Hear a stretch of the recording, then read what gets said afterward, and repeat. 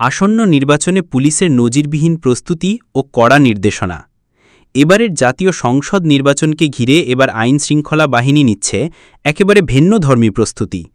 অতীতের যে কোনো সময়ের তুলনায় এবার নিরাপত্তা ব্যবস্থায় থাকছে কঠোর নজরদারি এবং সুপরিকল্পিত পদক্ষেপ। স্বরাষ্ট্র উপদেষ্টার দপ্তরের সরাসরি তদারকিতে আইজিপি এবং গোয়েন্দা বিভাগের শীর্ষ কর্মকর্তাদের নিয়ে একাধিক উচ্চ পর্যায়ের বৈঠক ইতিমধ্যে অনুষ্ঠিত হয়েছে।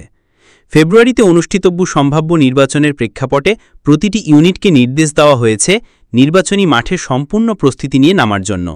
নির্বাচনের সময় পুলিশের ভূমিকা নিয়ে অতীতে অনেক বিতর্ক তৈরি হলেও এবার স্পষ্ট নির্দেশনা এসেছে, ভোট কেন্দ্রের ভেতরে পুলিশ যাবে শুধুমাত্র যৌক্তিক কারণেই।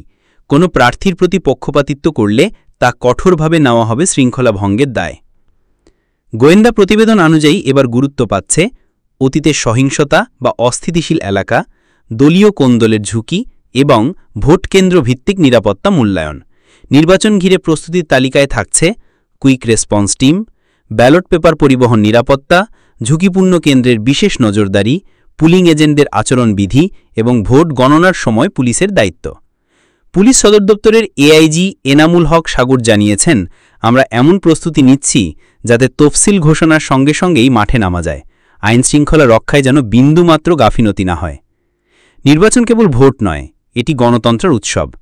তাই আইনশৃঙ্খলা বাহিনীর নিরপেক্ষতা এবং পেশাদারিত্বই এই নির্বাচনের সার্বিক গ্রহণযোগ্যতা নিশ্চিত করবে। আপনারা কি মনে করেন, এবারে নির্বাচন হবে কি সত্যিই নিরপেক্ষ? মন্তব্যে জানাতে ভুলবেন না। ভিডিওটি ভালো লাগলে লাইক দিন। পরবর্তী আপডেট পেতে চ্যানেলটি সাবস্ক্রাইব করে 36J24 এর পাশে থাকুন। ধন্যবাদ।